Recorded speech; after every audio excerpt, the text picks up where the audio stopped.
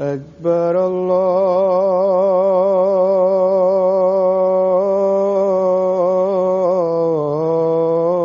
الله أكبر الله أكبر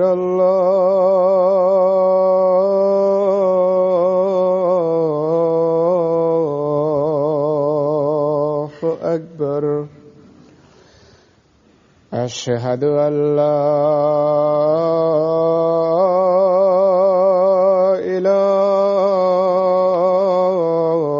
إله إلا الله أشهد أن لا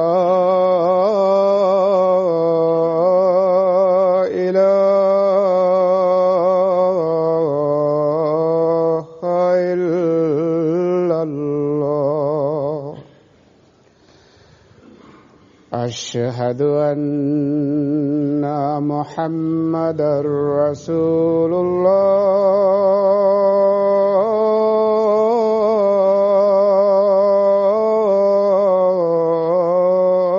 الله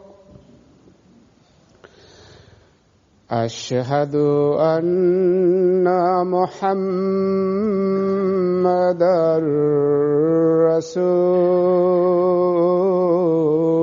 رسول الله حي على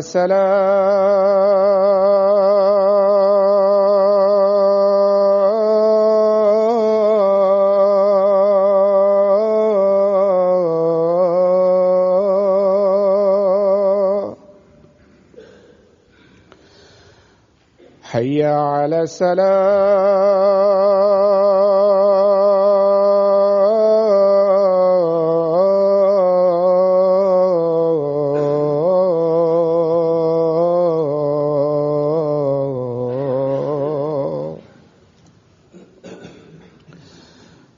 حي على الفلاح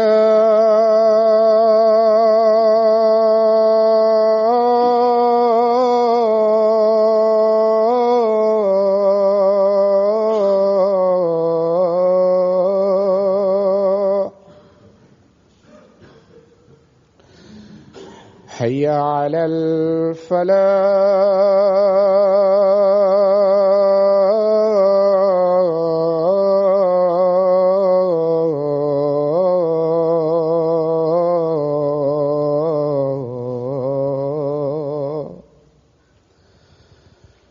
الله أكبر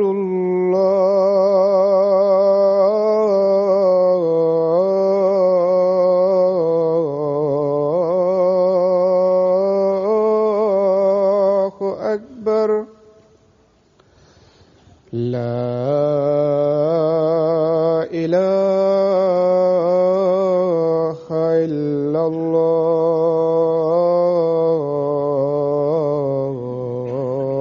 الله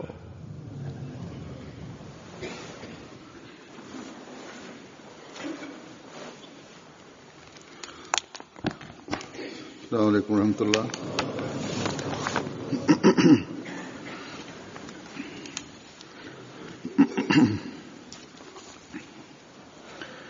أشهد أن لا إله إلا الله وحده لا شريك له وأشهد أن محمدًا عبده ورسوله أما بعد فأعوذ بالله من الشيطان الرجيم بسم الله الرحمن الرحيم الحمد لله رب العالمين الرحمن الرحيم مالك يوم الدين إياك نعبد وإياك نستعين اهدنا الصراط المستقيم صراط الذين أنعمت عليهم غير المغضوب عليهم ولا الضالين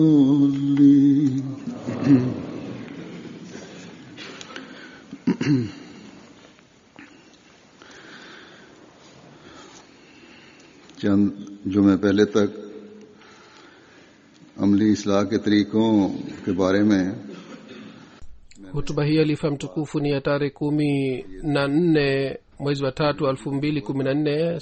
alifa mtukufu yadhaullah taala bin sirazi anasema kwamba ijumaa kadhaa iliyopita nilitoa hutuba kuhusiana na kurekebisha vitendo vyetu, na katika hutuba zile nilieleza kwamba Sayyidina Ahmad alayhi salatu wassalam alituelezea namna gani kuhusu sifa za Mwenyezi Mungu, na alituonyesha njia gani za kupata maarifa ya Mwenyezi Mungu na ukaribu wake, na namna gani Sayyidina alayhi salatu wassalam alituelekeza na alituongoza kuhusu hii, na vile vile ufunuo wa Mwenyezi Mungu uliopatikana na miujiza alionyesha Mwenyezi Mungu kwa ajili ya kuthibitisha ukweli wake. Zile miujiza zilitimia namna gani? Mambo haya yote ni ya aina hii kwamba tunatakiwa kwa kupitia elimu ya Sayyidina alayhi salatu wassalam, maandiko Sayyidina alayhi salatu wassalam, tujaribu kupata elimu hii ili imani yetu iweze kuboreka na kupata maendeleo. Leo kwa kupitia maandiko ya Sayyidina alayhi salatu wassalam nitaeleza kwamba maarifa ya Mwenyezi Mungu inapatikanaje. Hazur anasema kuhusu mada hii, tukianza kueleza maandiko ya Sayyidina alayhi salatu wassalam ni mengi, ni chungu mzima, lakini kama niliyosema, kwa mfano nitaeleza maandiko kadhaa mbele yenu, na maandiko haya yanatuelekeza kwamba maarifa ya Mwenyezi Mungu ni nini. Manabii wa Mwenyezi Mungu na mawalii wanakuwa na elimu yake, lakini Muislamu wa kawaida anatakiwa awe na hali gani kuhusiana na elimu hii?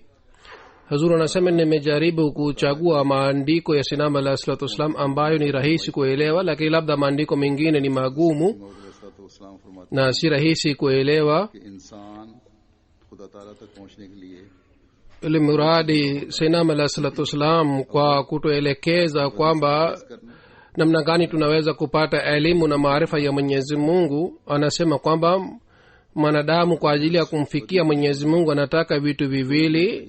Jambo la kwanza ni kwamba aipukane na maovu, na ya pili ni kwamba afanye vitendo vizuri na kuacha maovu. Si kitu chenye sifa tu, bali tangu mwanadamu amezaliwa vitu hivi vyote vinapatikana ndani ya mwanadamu.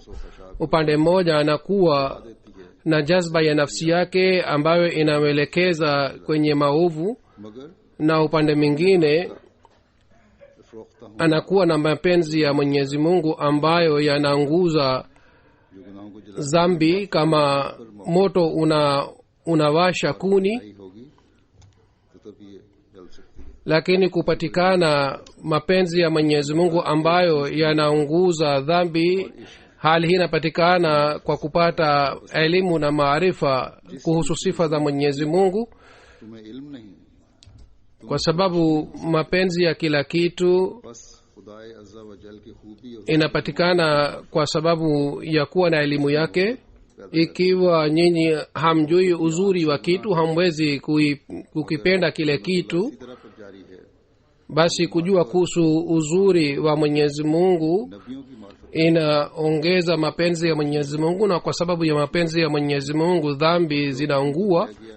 Lakini suna ya mwenyezi mungu ni hii kwamba watu wa kawaida wanapata maarifa kwa kuwapitia manabii, na kwa nuru yao wanapata nuru. जायजा लिया है Yoyote waliopewa kwa kuwafuata manabii wanapata yote waliopewa manabii wa mwenyezi mungu.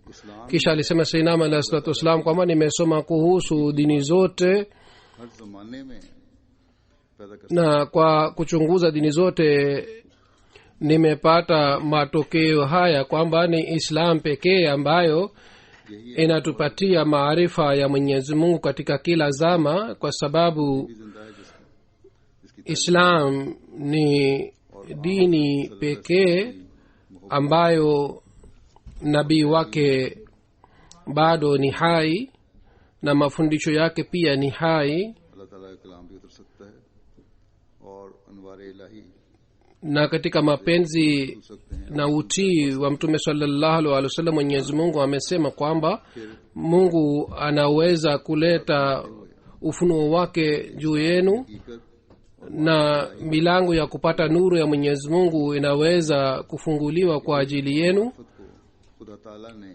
Kisha हकीकत इस्लाम kwa kueleza maelezo yake kwamba uhakika wa islam na maarifa inahusiana, हसूल हकीकत इस्लाम के वसाइल और भी हैं mwenyezi mungu amesema kwamba maarifa ya mwenyezi mungu ni lazima kwa kupata uhakika wa islam. इलाही जो 600 से भी कुछ ज्यादा हैं Mtu anaweza kujua kuhusu uhakika wa islam katika njia zingine kama saumu na swala na maombi जिलाली और na vile vile amri zingine ambazo ni zaidi ya 700, इसमहू lakini kuwa na elimu ya adhma ya mwenyezi mungu na heshima yake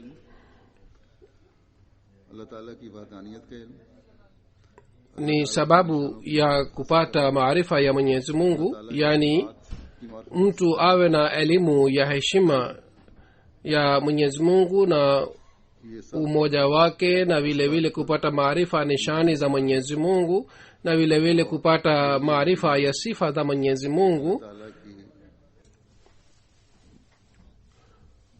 को Mambo haya yote yanategemea juu ya kitu hiki हक है पहचाने जाने का kwamba जो शख्स फरमाया कि जो शख्स गाफिल दिल और मार्फत इलाही से mwenyezi mungu atambuliwe kama apasaye kutambuliwa, के सौम और सलात बजा लावे kwa sababu mtu ambaye moyo wake umeghafilika na hana maarifa ya mwenyezi mungu, माल साल या yeye hawezi kupata uwezo wa kufunga saumu na kusali swala au kufanya maombi पैदा कर au atoe sadaka. यानी कि इसके Vitendo hivi vizuri vyote vinafanywa kwa sababu ya kuwa na maarifa ya mwenyezi mungu, मानियत na mambo mengine yote यानी ni yanapatikana kwa sababu ya kuwa na kitu hiki. जो है रहमानियत की उससे है। ना किसी अमल से ना किसी दुआ से बल्कि बिला इल्लत Faiza Mwanzo wa maarifa ya mwenyezi mungu inapatikana kwa sababu ya sifa ya rehema ya mwenyezi mungu, si kwa sababu ya kitendo au kwa sababu ya dua. गैर किसी फैज़ पाने के सबब के Hii ni zawadi ambayo mtu anapewa kutoka kwa mwenyezi mungu, फरमाया यहदी मन यशाओ और यदिल्लु मन यशा अल्लाह ताला na hii inapatikana kwa ने ये मार्फत baraka ya mwenyezi mungu. Mwenyezi mungu amesema yahdi man yashaa wa yudhillu man yashaa, पहली बात तो ये कि ये मार्फत अल्लाह ताला की तरफ से lakini अल्लाह ताला की रहमत, maarifa hii लेकिन उसके बाद क्या हो जब ये मार्फत inaongezeka kwa sababu ya kuwa na vitendo vizuri. हमारे Yani jambo la kwanza ni kwamba maarifa inapatikana kwa baraka za mwenyezi mungu, lakini baada ya kupatikana maarifa inatakiwa mtu afanye nini? Anatakiwa afanye vitendo vizuri na aboreshe imani yake pia, ज्यादा होती जाती है wakati imani itakapoboreka na atakapofanya vitendo vizuri katika hali hii maarifa hii ya mwenyezi mungu itaendelea kuongezeka Munawwar कर देती है जिसका नाम mpaka anapata ufunuo kutoka kwa mwenyezi mungu उसे na kwa kupata ufunuo kifua chake kinapata nuru na kitu hiki kinaitwa kwa neno lingine islam असल हकीकत ये kisha kuhusu maarifa ya mwenyezi mungu kuipukana na dhambi na kufanya vitendo vizuri na vile vile kuhusu maombi sainam alahi salatu wassalam anasema है कि उससे डर सकता है jambo कि उसी के la kweli ni kwamba mtu hawezi kuipukana na dhambi wala hawezi kumpenda mwenyezi mungu kweli kweli wala hawezi kumwogopa mwenyezi mungu और मोहब्बत mpaka kwa fadhili zake apate maarifa yake na apate nguvu kutoka kwa mwenyezi mungu na hii ni dhahiri kwamba kila haufu na mapenzi yanapatikana kwa sababu ya elimu na maarifa yake vitu vyote ambavyo हाँ ये सच vinapendwa na mwanadamu au anavyogopa फजल ना हो hali hii yote जब तक खुदा ताला inapatikana kwa sababu ya kuwa na maarifa moyoni wa mwanadamu तब ndiyo ni kweli maarifa haiwezi kupatikana bila kuwa na fadhili za mwenyezi mungu नहीं सच्चाई पर नजर भी आती है और सच्चाई की तलाश की तरफ kwa fadhili za mwenyezi mungu maarifa yake inapatikana kisha kwa kupitia maarifa hii mlango wa kutambua haki unafunguka na hivi milango mingine inaendelea kufunguka kwa ajili yake ये मार्फत kisha kwa sababu ya fadhili ya mwenyezi mungu mlango huu unabaki wazi kwa ajili yake yaani fadhili ya mwenyezi mungu inaendelea kushuka na kwa sababu ya kuja kwa fadhili ile ya mwenyezi mungu mlango huu wa maarifa unabaki wazi haifungwi ili muradi maarifa yanapatikana kwa fadhili za mwenyezi mungu na kwa fadhili zake inabaki na kwa fadhili zake inasafishwa vizuri नफ्से हमारा को na kwa sababu ya hii mwenyezi mungu anaondoa pazia ya kila aina na anasafisha vumbi unaopatikana katika njia yake na inaipatia nguvu roho yake तब्दीली पैदा होती है और वो भी na inasafisha moyo wa mwanadamu katika tamaa mbaya पहली हरकत जो फजल के जरिए na inamtoa mwanadamu katika tamaa mbaya ये ख्याल मत करो ndipo mabadiliko yanapatikana ndani ya mwanadamu na anaichukia katika maisha mchafu हम पढ़ते हैं kitu cha kwanza kinachopatikana ndani ya roho ya mwanadamu kwa fadhili ya mwenyezi mungu ni maombi msifikirie kwamba mnafanya maombi kila siku hata swala nzima ni maombi na tunaswali swala lakini kumbukeni dua inayopatikana kwa fadhili ya mwenyezi mungu inakuwa na rangi yake na sifa yake वो एक तुंद cell ile ni kitu ambacho kinaunguza dhambi na inavuta fadhili za mwenyezi mungu ile ni mauti lakini hatimaye inauisha mfu बन जाती है ile ni mfuriko lakini hatimaye inakuwa safina kwa ajili ya mwanadamu का मुकाम है फिर kila फरमाया kitu kilichoharibika kinarekebika na kila ज्यादा maradhi inapona na hii ndiyo ni hali ya maarifa halisi इसकी रात में kisha amesema senama alah salatu wassalam kwamba kwa sababu gani mwanadamu फरमाया दिलों में anaelekea kwenye dhambi खौफ क्यों कर पैदा हो kwa nini nafsi inashinda juu ya mwanadamu anasema senama alah salatu wassalam kwamba ikiwa mtu anafanya dhambi ni kwa sababu ya kutokuwa na haufu ya mwenyezi mungu lakini haufu itapatikanaje kwa ajili yake maarifa ya mwenyezi mungu inatakiwa जो ज्यादा kadiri mtu atakuwa na maarifa ya mwenyezi mungu atakuwa na haufu ya mwenyezi mungu sawa na ile maarifa yake फरमाया इस अमर में असल मार्फत yaani anayekuwa na maarifa zaidi na elimu zaidi में असल बुनियादी चीज anaogopa zaidi और इसका नतीजा kuhusu kile kitu अगर मार्फत पैदा होगी jambo hasa jambo la msingi ni kuwa na maarifa ya mwenyezi mungu फिर ही खौफ भी पैदा होगा na matokeo yake ni kwamba mtu anakuwa na haufu ya mwenyezi mungu ikiwa anakuwa na haufu ya mwenyezi mungu anamtambua mwenyezi mungu basi katika hali hii atakuwa na haufu ya mwenyezi mungu pia तो उनकी हकीकत क्या है तो उनसे भी डरता है maarifa na kuwa na elimu ya kitu ni kitu ambacho kwa sababu ya kuwa na maarifa mtu anaanza kuwaogopa wadudu wadogo, yani kuhusu wadudu wadogo anajua uhakika wao ni nini, anaanza kuwaogopa wale wadudu wadogo. Kwa mfano mtu anapokuwa na madhara ya umbu, kila mmoja anaanza kuepukana na umbu. अगर सोच कर Kisha kuna sababu gani kwamba Mwenyezi Mungu ambaye ana elimu ya kila kitu na ही नहीं, इसलिए गुनाहों ana uwezo juu ya mbingu na ardhi, mtu anafanya ujasiri wa kwenda kinyume na amri zake? Sababu yake ni hii kwamba mtu hana maarifa yake na hana elimu क्योंकि दुनिया ya nguvu ya Mwenyezi Mungu. Wapo wengi ambao kwa ulimi wao wanakiri kwamba Mwenyezi Mungu yupo au wanamwamini Mwenyezi Mungu, lakini mkichunguza katika mioyo yao mtakuta kwamba hawamwamini Mwenyezi Mungu. Wanaposhughulika katika mambo ya dunia wanamsahau Mwenyezi Mungu kabisa. Kwa hiyo jambo hili ni muhimu sana kwamba nyinyi kwa kufanya maombi muombe maarifa ya Mwenyezi Mungu kutoka kwake. Bila kuwa na maarifa hii hamwezi kuwa na yakini kamili, na yakini kamili itapatikana wakati mtakuwa na elimu kwamba kukata uhusiano na Mwenyezi Mungu mtu anakufa kifo cha kiroho. Ikiwa kwa ajili ya kujiepusha na madhambi mnafanya maombi, vile vile msiache kufanya hila kama hafla na sherehe ambayo inahimiza kufanya dhambi. Muache hafla za aina hii, na pamoja na hii muendelee kufanya maombi. Huzuru anasema kwa siku hizi hafla zetu na ni za aina gani ambazo zinatuhimiza katika dhambi, kama kuna TV, internet au kuna Facebook. Hivi ni vitu vya aina hivi kwamba watu wa dunia wameanza kufikiria kwamba hivi vinaharibu maisha ya wanadamu. Hivi karibuni Marekani ilikuja habari kwamba Facebook imefanya uharibifu sana katika maisha ya wanadamu. Kwa hiyo walifunga akaunti 600,000 za watu. गुनाह की तारीख होती है, उनको तर्क करो।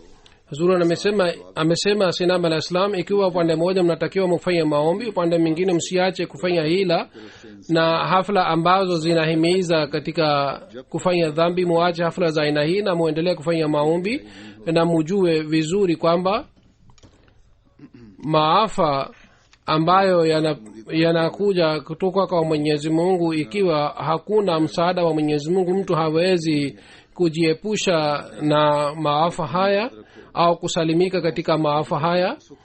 Kisha Sayyidina alayhi salatu wasalam kwa kueleza kwamba bila kuwa na maarifa ya Mwenyezi Mungu mtu hawezi kuacha dhambi, anasema kwamba mnaweza kupata uwezo wa kuepukana na dhambi wakati mtu anapomwamini Mwenyezi Mungu kwa kikamilifu.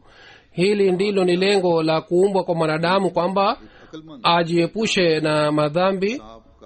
Angalieni nyoka ambaye anaonekana ni mzuri. Mtoto labda anaweza kumshika nyoka, labda anaweza kutia mkono wake katika shimo la nyoka, lakini yule ambaye anajua kwamba nyoka atauma na kwa sababu yeye atakufa, yeye hatafanya ujasiri wa kuingiza mkono wake katika shimo la nyoka. Hata akijua kwamba katika nyumba fulani kuna nyoka, yeye hataingia katika nyumba ile. Vile vile ikiwa anaona kwamba dhambi ni sumu, hawezi kuwa na ujasiri wa kula sumu. Vile vile ikiwa mtu haamini kwamba dhambi ni sumu, hawezi kusalimika katika dhambi, na yakini hii haiwezi kupatikana bila kuwa na maarifa na elimu yake. Kisha kuna jambo gani au kuna kitu gani kwamba mtu anakuwa na maarifa na anakuwa na elimu yake kwamba dhambi ni sumu na nyoka pia ni hatari? Kuna sababu gani kwamba mtu anakuwa na ujasiri wa kufanya dhambi kwa kuwa na hali hii kwamba anamwamini Mwenyezi Mungu na anaona kwamba dhambi ni dhambi? Sababu yake ni hii kwamba yeye hana maarifa ile ambayo inaweza kumsaidia katika kujiepusha na dhambi na kuepukana na dhambi. Ikiwa hali hii haipatikani, basi inalazimika mtu akiri kwamba Islam halitimizi lengo lake. Lakini mimi nasema kwamba si hivyo, bali ni Islam pekee ambayo inatimiza lengo lake, na sababu yake, njia yake ni moja tu, kwamba azungumze na Mwenyezi Mungu. Kwa sababu ya hii anakuwa na yakini juu ya Mwenyezi Mungu, na kwa njia hii inajulikana kwamba Mwenyezi Mungu anachukia dhambi na anaadhibu kwa sababu ya dhambi. na dhambi ni sumu, na dhambi inaanza kwa dhambi ndogo kisha inaenda mpaka dhambi kubwa na mpaka mtu anafika katika hali ya ukafiri. जैसे जोश kisha sainam alah salatu wassalam kwa kueleza umuhimu wa maarifa kwa ajili ya kuepukana na dhambi anasema kwamba maarifa pia ni kitu ambacho kinamzuia mwanadamu katika kufanya dhambi. kwa mfano mtu कर सकते हैं इंसान को, anajua kwamba nyoka na simba को मार्फत हो तो तुम गुनाह wanashambulia na wanaua, yani anakuwa na elimu kwamba यकीन बढ़ाओ, vitu hivi vinaweza kumuua mwanadamu, kwa hivyo haendi karibu nao. vile vile mtakapokuwa na maarifa ya dhambi hamtafanya dhambi. kwa hiyo ni muhimu kwamba muzidishe yakini, na yakini itazidi kwa kufanya maombi. मार्फत सिर्फ कॉल से हासिल नहीं हो सकती, बड़े बड़े na swala yenyewe ni maombi. kadiri mtakaposwali swala vizuri mtaendelea kuepukana na dhambi. maarifa haipatikani kwa sababu ya kauli ya mtu tu. mahakimu wengi walimwacha Mwenyezi Mungu kwa sababu walizingatia dhahiri tu na hawakufanya maombi. kama nilieleza katika Barahini Ahmadiyya, Huzur anasema Sayyidina Ahmad alayhi salatu wassalam katika Barahini Ahmadiyya ameeleza vizuri, और है और शय kwa kuona vitu mtu anakuwa na imani kwamba kuna Mungu ambaye aliyoumba, yani anatakiwa awepo yule aliyetengeneza vitu hivi. yani kuwa na imani hii kwamba inatakiwa awepo aliyetengeneza, lakini kuwa na elimu ya hii kwamba yupo ambaye aliyetengeneza vitu hivi ni vitu viwili tofauti, na hali hii haiwezi kupatikana bila kuwa na maombi. yani kuwa na imani hii kwamba Mwenyezi Mungu yupo, mtu anapata hali hii kwa kufanya maombi. lakini wale wanaotumia akili tu hawawezi kupata hali hii kwamba Mwenyezi Mungu yupo. कि खुदा को खुदा के जरिए ही पहचाना जाता है। hii ni kwa sababu ya hii kwamba inasemwa कि खुदा को खुदा ताला के kwamba ikiwa mnataka kumtambua Mwenyezi Mungu mnaweza kumtambua kwa kumpitia Mwenyezi Mungu mwenyewe. बल्कि खुद जो जरिए उसने बतलाए हैं उनसे ही अपने वजूद को शनाख्त la tudrikuhul absar pia maana yake ni hii kwamba Mwenyezi Mungu hawezi kutambuliwa kwa kutumia akili, bali mtu anaweza kutambuliwa kwa kupitia zile njia zilizoambiwa na Mwenyezi Mungu. खुदा की तलाश में na kwa ajili ya kupata hali hii hakuna dua inayofanana na dua hii, hedina sirat almustaqima sirat allazina anamta alaihim. kisha sainam alayhi salatu wassalam kwa kueleza uhakika wa toba halisi anasema kwamba yule ambaye anaendelea kumtafuta Mwenyezi Mungu anampata. tena si hii tu kwamba anampata Mwenyezi Mungu, bali anamuona Mwenyezi Mungu. angalieni, kwa ajili ya kupata elimu ya dunia mtu anatumia hela kiasi gani na anafanya juhudi kiasi gani, na hii inathibitisha kwamba kwa ajili ya kupata elimu ya kiroho anatakiwa afanye juhudi sana. ये होना चाहिए ये है कि वो पहले खुदा की हस्ती yule ambaye anatafuta elimu ya kiroho kwa ajili yake dini yetu inatakiwa iwe ya aina hii kwamba kwanza kabisa anamjua kuhusu Mwenyezi Mungu, kisha anajua kuhusu sifa zake, के साथ anajua sifa za Mwenyezi Mungu katika hali ya kuwa yakini yake, हो जावे ndipo atajua kuhusu sifa za Mwenyezi Mungu na roho yake itasema kwa ndani yake kwamba amempata Mwenyezi Mungu. mtu anapokuwa na imani ya hii juu ya Mwenyezi Mungu kwamba anakuwa na yakini kuhusu Mungu na anahisi kwamba amemuona Mwenyezi Mungu na ameshajua kuhusu sifa zake, katika hali hii anazichukia dhambi zote, na nafsi yake iliyokuwa ikiinama upande wa dhambi itaanza kuzichukia katika dhambi na ataanza kuinama mbele ya Mwenyezi Mungu, na hii ndiyo ni toba. kisha sayyidina alayhi salatu wasalam kwa kueleza tafsiri zaidi ya ihdina sirat almustaqim kwa ajili ya maarifa ya Mwenyezi Mungu anasema kwamba dua hii inayosaliwa katika swala tano ni hii ihdina sirat almustaqim sirat allazina an'amta alaihim. दिनार है जाहिर है kwa hivyo kwa nini inasema kwamba mfuasi wa Mtume sallallahu alaihi wasallam hawezi kupata neema hii? उनकी मार्फत हकुल je neema aliyopewa manabii wa Mwenyezi Mungu ni fedha? कायम मुकाम हो गई bali walipata neema ya kuzungumza na Mwenyezi Mungu na kupata ufunuo kutoka kwake. देखने के कायम मुकाम हो गई थी। शिद्दत से na tena si hii tu kwamba walipata ufunuo kutoka kwa mwenyezi mungu bali walimuona mwenyezi mungu खुदावन वो राह हमें दिखा जिससे हम भी उस नेमत के वारिस हो जाएं। walikuwa karibu na mwenyezi mungu kiasi hiki kwamba walimuona mwenyezi mungu. माने हैं Amesema dua hii inayofanywa kwamba yeye mola wetu utuonyeshe njia kwa kufuata ile njia tuwe warithi wa neema ile. ये माने हैं कि हमारे ईमान Maana yake zaidi ya hii ni nini? Kwamba e mola wetu utupatie काम हमसे करा neema ya kuongea nasi. ये नादान नहीं Majahili wengine wanasema kwamba maana ya aya hii ni kwamba uimarishe imani yetu na utujalie tufanye vitendo vizuri na utuwezeshe tufanye vitendo vinavyokuridhisha. Lakini hawa majahili hawajui kwamba kuimarika kwa imani na kufanya vitendo vizuri na kuchukua hatua sawa na ridhaa ya Mwenyezi Mungu, mambo haya yote yanapatikana kwa sababu ya kuwa na maarifa kamili.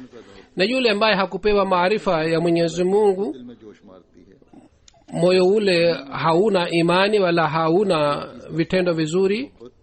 Kwa sababu ya maarifa, hofu ya Mwenyezi Mungu inapatikana moyoni, na kwa sababu ya maarifa, mapenzi ya Mwenyezi Mungu yanapatikana moyoni. Kama inaonekana duniani kwamba hofu na mapenzi ya kila kitu inapatikana kwa sababu ya maarifa.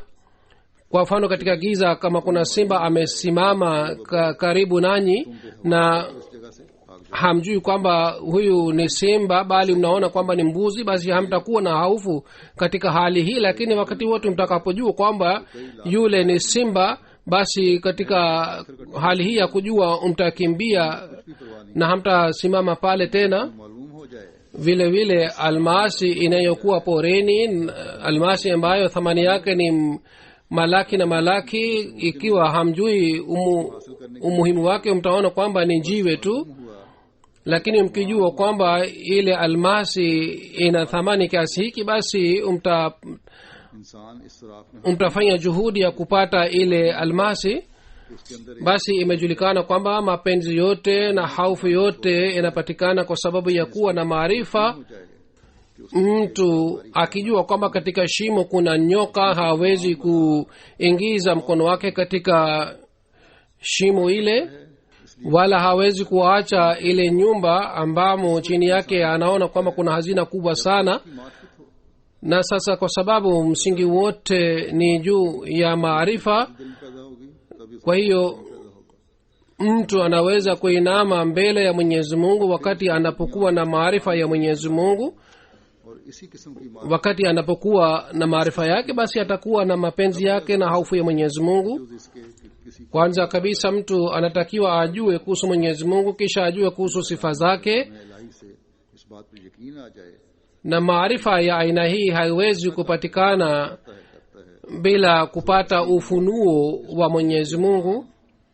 और अमाल सालिया Kisha anakuwa na yakini juu ya Mwenyezi Mungu kwamba yeye ni alimul ghaib na ana kudra juu ya kila kitu. उसके जरिए से Basi neema halisi फिर उसकी कुदरत ambayo imani na vitendo vinategemea इंसान इनको ni ufunuo wa Mwenyezi Mungu.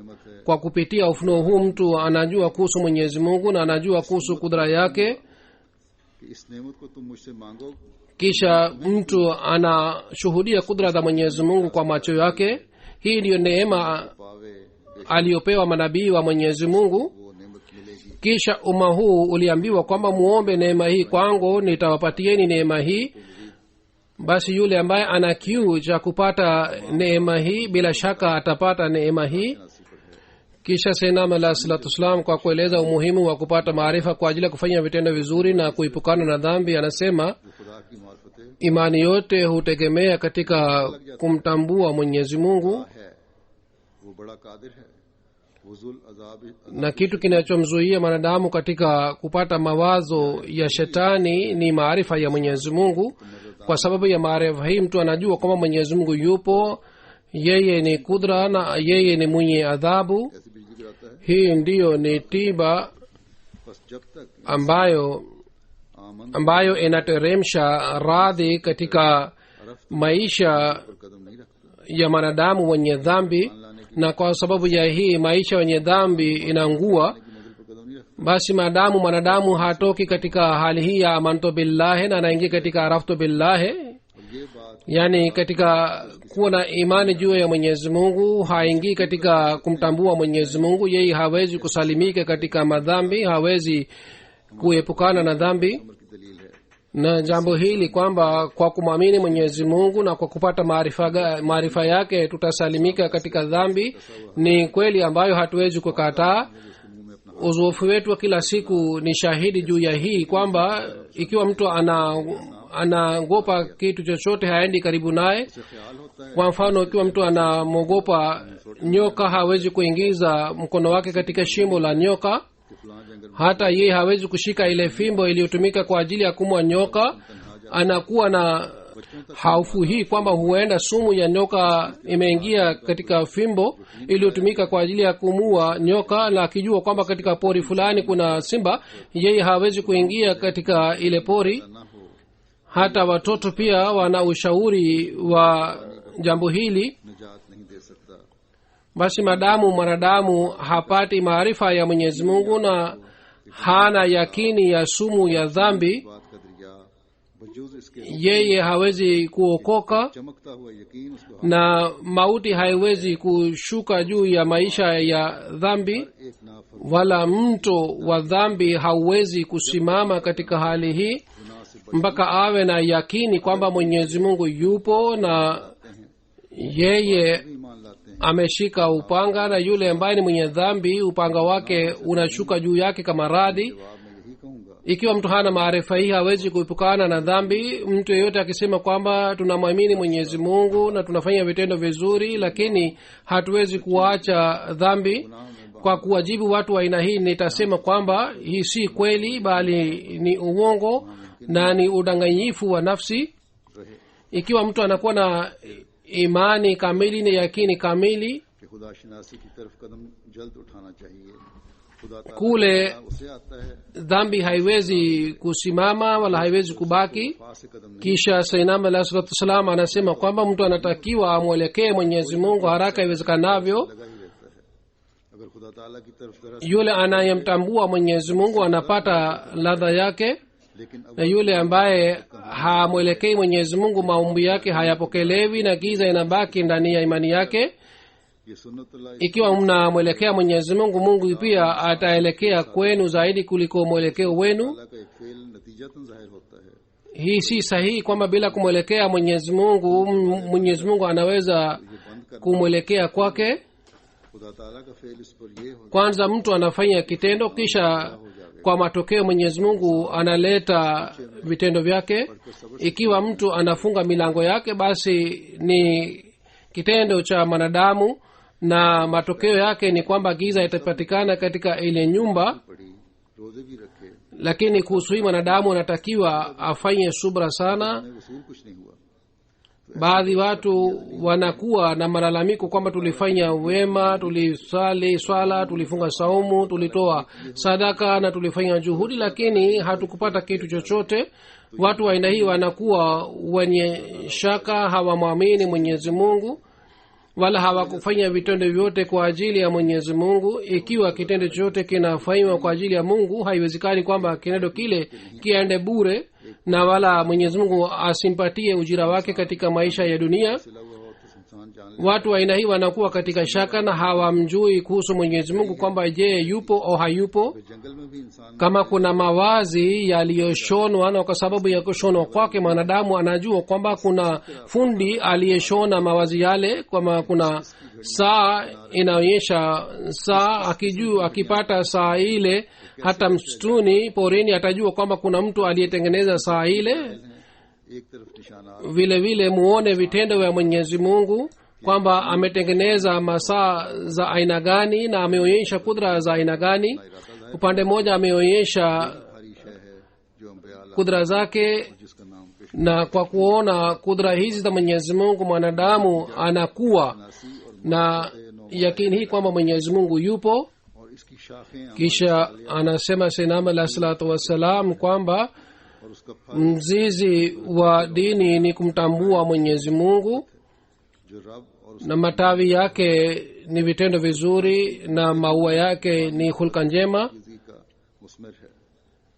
na matunda yake ni baraka za Mwenyezi Mungu.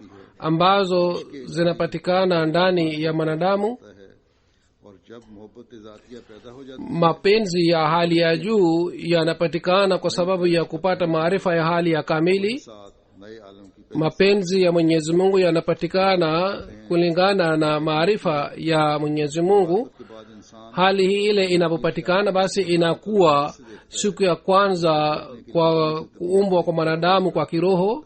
Kisha anasema Sayyidina alayhi salatu wasalam kwamba Mwenyezi Mungu ni lulu. कदम उठाओ Kwa sababu ya kumtambua Mwenyezi Mungu, anaviona vitu vya dunia ni vitu ambavyo havina thamani yoyote. Basi muombe maarifa ya Mwenyezi Mungu na mwelekee Mwenyezi Mungu, ufaulu utapatikana katika hii. Nasema kweli kweli kwamba ucha Mungu wa mwanadamu, कि इंसान utakaso unashuka kutoka kwa mbinguni, na hii inapatikana kwa fadhili za Mwenyezi Mungu. और इज्ज के साथ Basi maarifa ya kweli ni jina la kitu hiki, kwamba नूर मार्फ mtu aone kwamba yeye si kitu chochote, जला देता है na kwa अंदर एक रोशनी और नेकी kumwangukia Mwenyezi Mungu aombe fadhili za Mwenyezi Mungu मिल जावे na aombe nuru ya maarifa ya Mwenyezi Mungu हासिल हो जावे ambayo inaunguza tamaa za nafsi बल्कि इस na inaleta nguvu ya imani ndani yake.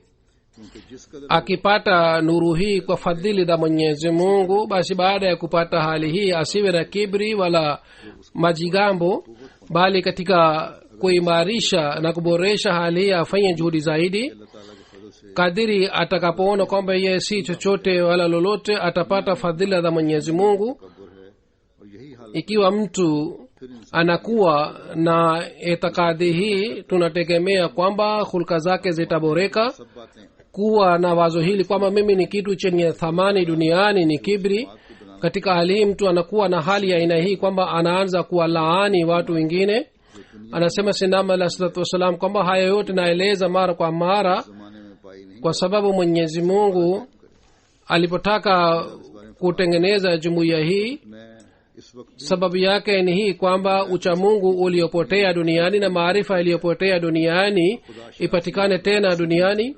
Kisha anasema Sayyidina alayhi salatu wasalam kwamba राहें नजर नहीं आती हैं अल्लाह ताला ने इस सिलसिले को कायम siku hizi kwa sababu ufisadi umezidi sana duniani na watu hawamtambui Mwenyezi Mungu, और बेखबर हैं इसकी इत्तला katika hali hii Mwenyezi Mungu ameanzisha jumuiya hii na kwa fadhili zake amenituma mimi उन्हें खुदा ili बता दूं जो इस तरफ आए सच्चाई niwapashe habari wale watu walioghafilika katika Mwenyezi Mungu, ili warudi tena kwa Mwenyezi Mungu na niweze kuwaonyesha Mwenyezi Mungu, na wakija kwangu watamuona Mwenyezi Mungu. बस ये वो मकसद है जिसके लिए आप मबूस Kuhusu hii Mwenyezi Mungu ameniambia kwamba antamini wa anaminka, yani wewe umetoka kwangu na mimi nimetoka kwako. देखते हैं Hii ni lengo kwalo Sayyidina alayhi salatu wasalam alikuja duniani, kwamba atupatie maarifa ya Mwenyezi Mungu ya aina hii, kwana kwamba tunamuona Mungu kwa macho yetu, kisha tufanye kila kitendo chetu kwa kuzingatia haufu na mapenzi ya Mwenyezi Mungu. Tupate maarifa ya aina hii ambayo yatachoma na yataunguza dhambi zetu zote, इस रूह को समझने की तौफीक अता फरमाए na sisi tuweze kutimiza lengo la kuja kwake. जो था आगे Mwenyezi Mungu atuwezeshe tuweze kufuata nasaha hizi zote. Amin. नजर अदा करूंगा अब आप यहीं मस्जिद में रहेंगे Hazur anauliza kwamba jeneza ambayo iliyotegemewa tutaswali leo, je, imeshafika? Hazur anasema baada ya swala nitaenda chini ya misikiti na nitaongoza swala, ninyi mtabaki hapa misikitini na mtaswali swala. Jeneza hii ni ya bana Abdussalam Manan saheb ambaye alikuwa mtoto wa Manan Din saheb. Katika umri wa miaka 72 amefariki. Inna lillahi wa inna ilaihi rajiun. जलसा सुनाना Huyu bana alikuwa miongoni wa wale waliohamia hapa Uingereza mwanzoni katika mwaka 1945. जैसा कि मैंने कहा नमाज Katika mkutano wa mwaka miaka 30 katika idara ya amana aliendelea kuitumikia jumuiya. Alikuwa baba mdogo wa bana Nasiruddin saheb. kama niliyosema baada ya swala ya ijumaa nitasawalisha jeneza yake inshallah. Alhamdulillah nahmaduhu Alhamdulillah nahmaduhu wa nasta'inuhu wa nastaghfiruhu wa nu'minu bihi wa natawakkalu alayhi wa na'udhu billahi min shururi anfusina wa min sayyiati a'malina من يهده الله فلا مضل له ومن يضلله فلا هادي له ونشهد أن لا إله إلا الله ونشهد أن محمدا عبده ورسوله عباد الله رحمكم الله إن الله يأمر بالعدل والإحسان وإيتاء ذي القربى وينهى عن الفحشاء والمنكر والبغي يعظكم لعلكم تذكرون اذكروا الله يذكركم وادعوه يستجب لكم ولذكر الله أكبر